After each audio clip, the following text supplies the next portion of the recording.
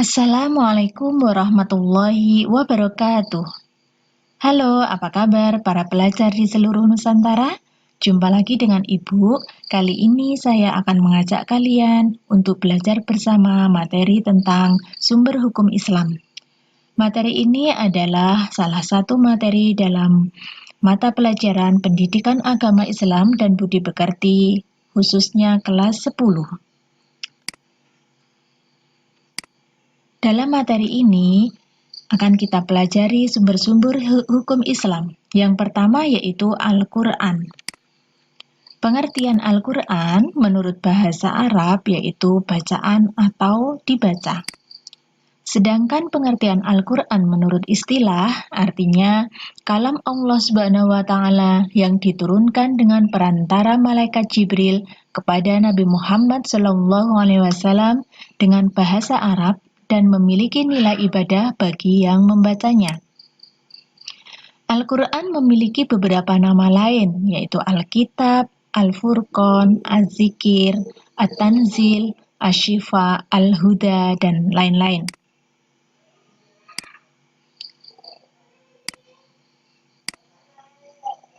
Al-Quran merupakan mukjizat terbesar Nabi Muhammad SAW. Mukjizat menurut bahasa artinya melemahkan atau segala sesuatu yang melemahkan. Adapun kemukjizatan Al-Quran adalah yang pertama berkaitan dengan kabar-kabar gaib yang dibawa Al-Quran. B. Berkaitan dengan aspek susunan kata atau ibarah dan uslub atau i'jaz bayani. C. Berkaitan dengan aspek hukum dan reformasi. D. Kemukjizatan ilmiah, petunjuk dan isyarat atas hakikat-hakikat ilmiah.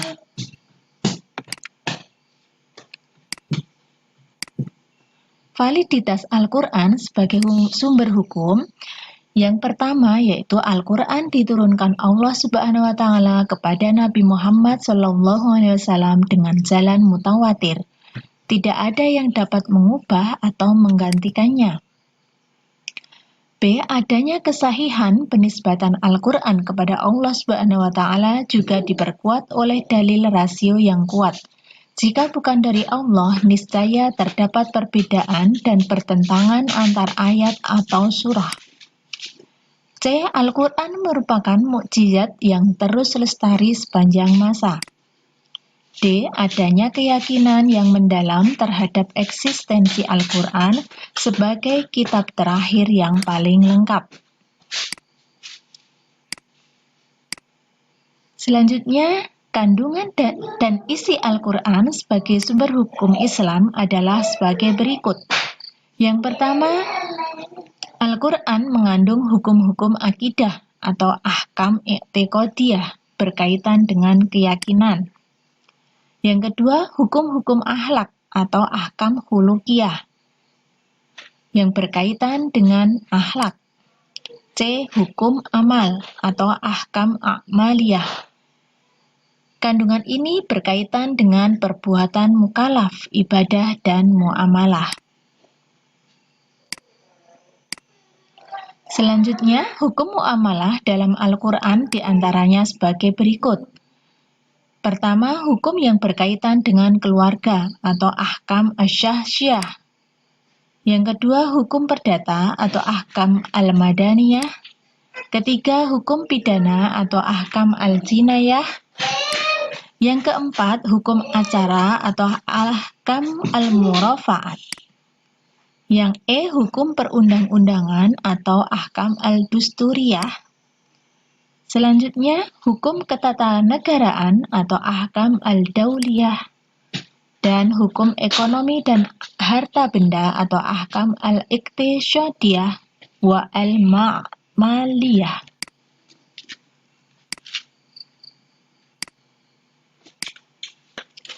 Adapun keistimewaan Al-Quran adalah sebagai berikut. Al-Quran itu terpelihara dari tahrif atau perubahan dan tabdil atau pergantian. Hal ini dapat dilihat dari dalam Quran surat Al-Hijr ayat 9. Yang kedua, Al-Quran terjaga dari pertentangan atau kontradiksi. Hal ini dasarnya terdapat dalam Quran Surat An-Nisa ayat 82. Selanjutnya, Al-Quran merupakan mukjizat dan tidak seorang pun yang mampu untuk mendatangkan yang semisalnya. Selanjutnya, Al-Quran mendatangkan ketenangan dan rahmat bagi siapa saja yang membacanya. Hal ini menurut hadis riwayat Muslim. Al-Quran juga sebagai penawar atau obat hati dari penyakit syirik, nifak, dan yang lainnya. Al-Quran juga akan memintakan syafaat kepada Allah Subhanahu wa Ta'ala bagi orang yang membacanya. Nah, itu tadi keistimewaan Al-Quran.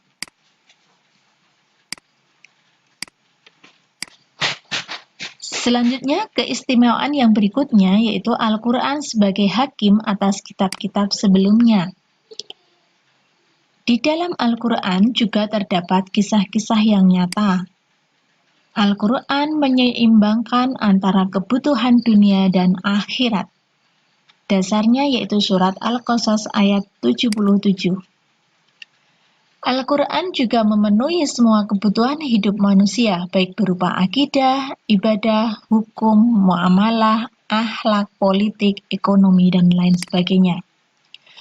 Al-Quran memberitahukan perkara-perkara gaib yang akan datang. Dasarnya surat Al-Qamar ayat 45. Sumber hukum Islam yang kedua yaitu hadis. Hadis memiliki beberapa sinonim, yaitu sunnah, khabar, atau aksar. Hadis berarti perkataan, perbuatan, dan persetujuan yang disandarkan kepada Nabi Muhammad SAW. Sedangkan matan itu berisi materi yang disampaikan perawi, sedangkan rawi adalah orang yang meriwayatkan. Sanad yaitu rangkaian yang menjadi perantara sampai kepada Nabi Muhammad SAW. Ya, jadi bisa disimpulkan hadis adalah sesuatu yang datang dari Nabi Muhammad SAW baik berupa perkataan atau perbuatan dan persetujuan. Menurut Mahmud At-Tahan.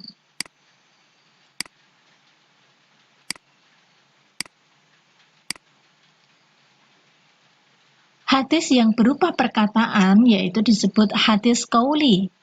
Hadis ini didasarkan atas segala perkataan Nabi Muhammad SAW menggunakan redaksi qala atau yaqulu. Selanjutnya, hadis perbuatan disebut hadis fi'li. Hadis ini didasarkan atas segenap perilaku Nabi Muhammad SAW menggunakan redaksi kana yakunu. Sedangkan hadis yang ketiga yaitu hadis berupa persetujuan atau takriri didasarkan pada persetujuan Nabi Muhammad SAW memakai redaksi alima atau ya'lamu. Adapun fungsi hadis terhadap Al-Quran adalah sebagai berikut. Yang pertama yaitu sebagai bayan takrir, yaitu hadis sebagai penguat atau memperkuat keterangan di dalam Al-Quran. Yang kedua yaitu sebagai bayan tafsir, yaitu hadis sebagai penjelas terhadap Al-Quran dan fungsi yang terbanyak pada umumnya. 3 macam penjelasan hadis terhadap Al-Quran yaitu yang pertama tafsir al-mujmal. Hadis memberikan penjelasan rinci pada ayat-ayat Al-Quran. Yang kedua, tahsis al-am, yaitu hadis mengkhususkan ayat-ayat Al-Quran. Yang ketiga, taqyid al-mutlaq, yaitu hadis membatasi kemutlakan ayat Al-Quran.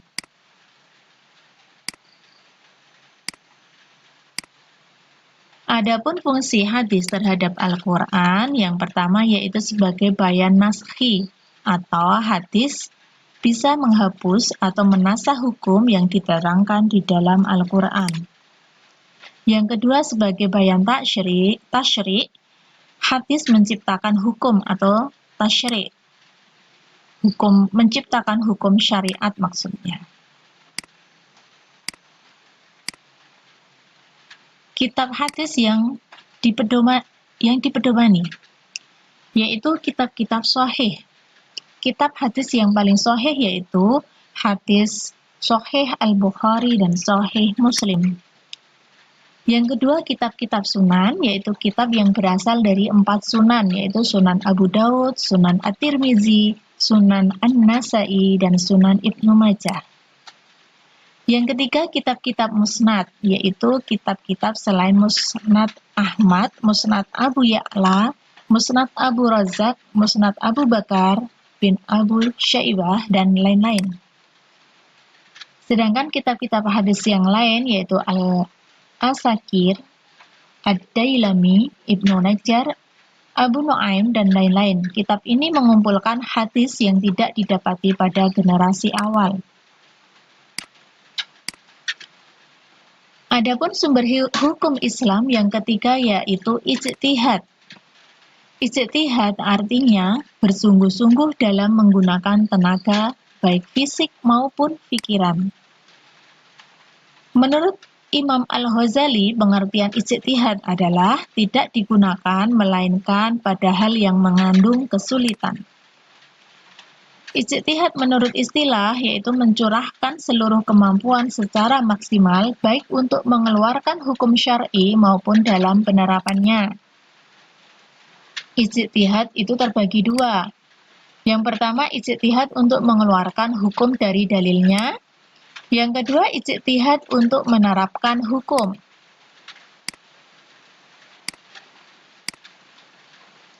Selanjutnya, kita pelajari tentang syarat-syarat melakukan ijtihad. Syaratnya yang pertama yaitu harus mengerti makna yang dikandung oleh ayat hukum dalam Al-Quran. Yang kedua, mengetahui hadis hukum, baik secara bahasa maupun dalam pemakaian syara. Yang ketiga, mengetahui ayat atau hadis yang telah dimansyuh dan yang telah dinasakh.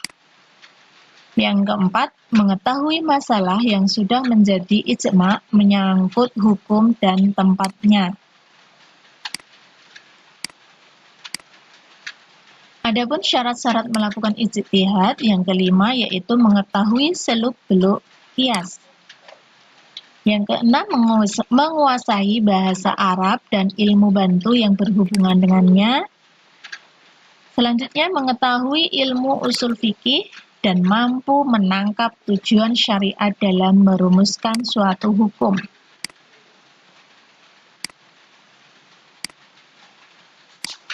Adapun fungsi ijtihad yaitu sebagai berikut. Yang pertama, untuk menguji kebenaran riwayat hadis yang tidak sampai ke tingkat hadis mutawatir seperti hadis ahad. Yang kedua, sebagai upaya memahami redaksi ayat atau hadis yang pengertiannya tidak jelas. Yang ketiga, untuk mengembangkan prinsip hukum dalam Al-Quran. Yang keempat, pengembangan prinsip hukum dalam Al-Quran dan Sunnah karena ayat dan hadis yang jumlahnya sedikit dapat menjawab berbagai masalah yang jumlahnya tidak terbatas. Adapun kedudukan ijtihad sebagai sumber hukum adalah yang pertama untuk menjawab problematika kehidupan manusia yang muncul setiap saat yang tidak ditemukan hukum bakunya di dalam Al-Quran dan hadis. Yang kedua, Islam sangat menghargai peran akal dalam menyelesaikan permasalahan, asalkan tidak menyimpang dan sesuai dengan prinsip yang ada dalam Al-Quran dan hadis. Adapun bentuk-bentuk ijtihad adalah sebagai berikut. Yang pertama yaitu ijma'. Ijma' adalah kesepakatan para pakar Islam tentang hukum suatu masalah yang belum disebutkan dalam Al-Quran dan hadis. Contohnya tentang pembukuan Al-Quran. Yang kedua, qiyas, yaitu menetapkan hukum suatu masalah atau kejadian yang tidak ada hukumnya dengan masalah yang sudah ada hukumnya, karena di antara keduanya ada persamaan ilat atau sebab-sebab hukum. Contohnya mengharamkan minuman keras.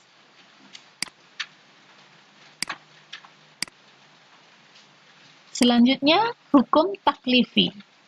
Apa itu hukum taklifi dan pembagiannya? Hukum taklifi yang pertama yaitu wajib atau fardu, yaitu segala perintah Allah Subhanahu wa taala yang harus dikerjakan. Adapun pembagiannya adalah sebagai berikut. Yang pertama wajib syar'i, yaitu suatu ketentuan yang apabila dikerjakan mendapatkan pahala dan bila ditinggalkan berdosa. Yang kedua, wajib akli, yaitu suatu ketetapan hukum yang harus diyakini kebenarannya karena masuk akal atau rasional. Selanjutnya, pembagian hukum taklifi yang kedua yaitu fardu ain, yaitu suatu ketetapan yang harus dilakukan oleh setiap muslim seperti sholat 5 waktu dan lain sebagainya. Yang ketiga, fardu kifayah, yaitu suatu ketetapan yang apabila sudah dikerjakan oleh sebagian kaum muslimin, maka orang muslim yang lain terlepas dari kewajiban tersebut. Tetapi apabila tidak ada yang mengerjakannya, maka berdosalah semua. Contohnya dalam pengurusan jenazah.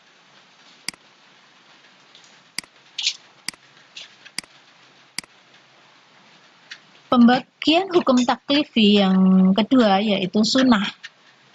Sunnah yaitu perkara yang apabila dikerjakan mendapat pahala dan apabila ditinggalkan tidak berdosa, seperti puasa Senin dan Kamis.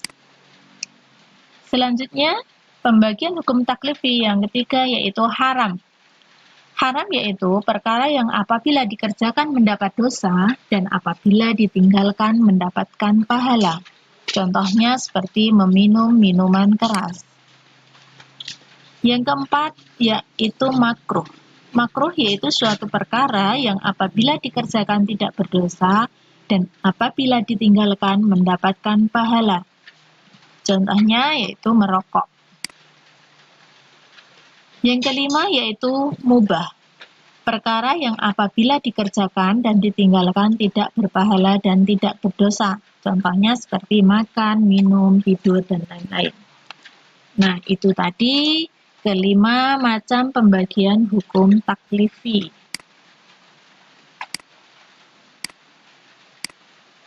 Adapun kedudukan hukum taklifi adalah sebagai berikut. Yang pertama sangat penting karena menempati kedudukan kedua setelah akidah. B. Inti dari ajaran Islam yang diajarkan oleh Rasulullah SAW. Yang ketiga, sebagai petunjuk dalam melaksanakan ibadah dan muamalah.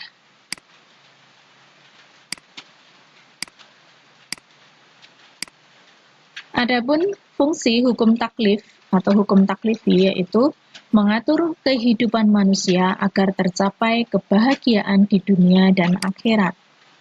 Yang kedua, mewajibkan kehidupan masyarakat yang tentram, sejahtera, dan bahagia. Yang ketiga, sebagai stabilisator ketika meniti kehidupan dalam rangka mencapai kebahagiaan di dunia dan akhirat. Adapun hikmah hukum taklifi adalah sebagai berikut. Semua amal manusia mengandung nilai ibadah sesuai tingkatan masing-masing. Ada yang wajib, sunnah, makruh, haram, dan mubah. Peningkatan diri dalam beribadah dan amal soleh. Dengan hukum taklifi, manusia juga mengetahui konsekuensi dari amal perbuatannya sehingga lebih berhati-hati dalam berbuat. Hidup juga menjadi tentram dan tenang karena telah mengerjakan kewajiban. Selanjutnya dengan hukum taklifi kita dapat meningkatkan keimanan dalam hablum minallah dan hablum minanas.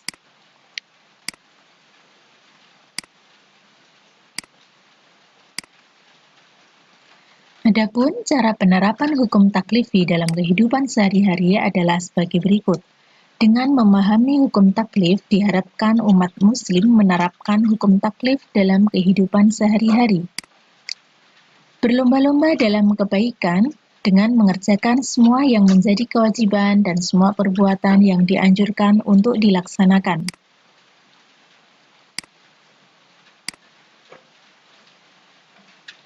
Menampilkan perilaku yang sejalan dengan hukum taklifi adalah sebagai berikut. Yang pertama dengan cara melaksanakan hal yang wajib dan sunnah. Yang kedua, dengan meninggalkan perbuatan yang haram dan makruh. Kemudian banyak meningkatkan ibadah, baik ibadah mahdhah maupun ghairu mahdhah. Selanjutnya, menunjukkan akhlakul karimah dalam kehidupan bermasyarakat, serta berlomba-lomba dalam mencari kebaikan atau fastabiqul khairat. Nah, adapun ringkasan materi yang sudah kita pelajari tadi adalah sebagai berikut. Sumber hukum Islam yaitu segala sesuatu yang dijadikan dasar, aturan, atau pedoman dalam berperilaku oleh setiap muslim. Sumber hukum Islam yang pertama yaitu Al-Quran. Al-Quran adalah kumpulan wahyu Allah yang diturunkan kepada Nabi Muhammad SAW melalui malaikat Jibril. Sumber hukum Islam yang kedua yaitu hadis. Hadis yaitu segala perilaku Nabi Muhammad SAW yang berupa perkataan, perbuatan, ataupun ketetapan. Macam-macam hadis meliputi qauli, fi'li, hammi, dan takriri. Adapun fungsi hadis terhadap Al-Quran yaitu sebagai bayan takrir, bayan tafsir, bayan naskhi, dan bayan tasyri'.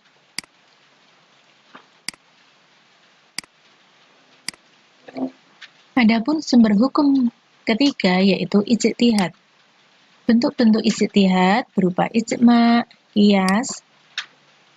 Selanjutnya, ijtihad merupakan bentuk penghormatan terhadap akal manusia sehingga setiap problematika kehidupan dapat dicari solusinya.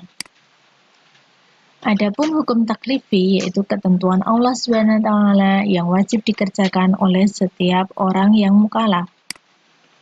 Hukum taklifi meliputi wajib, sunnah, haram, makruh, dan mubah. Demikian tadi materi yang dapat saya sampaikan. Semoga dengan mempelajari materi-materi tentang hukum Islam dapat memperjelas apa saja hukum Islam atau sumber hukum Islam yang wajib kita pedomani dan kita ikuti dalam kehidupan sehari-hari. Apabila dalam penyampaian banyak kekurangan, Ibu mohon maaf. Semoga bermanfaat untuk kalian semua. Selamat belajar, semoga sukses. Wassalamualaikum warahmatullahi wabarakatuh.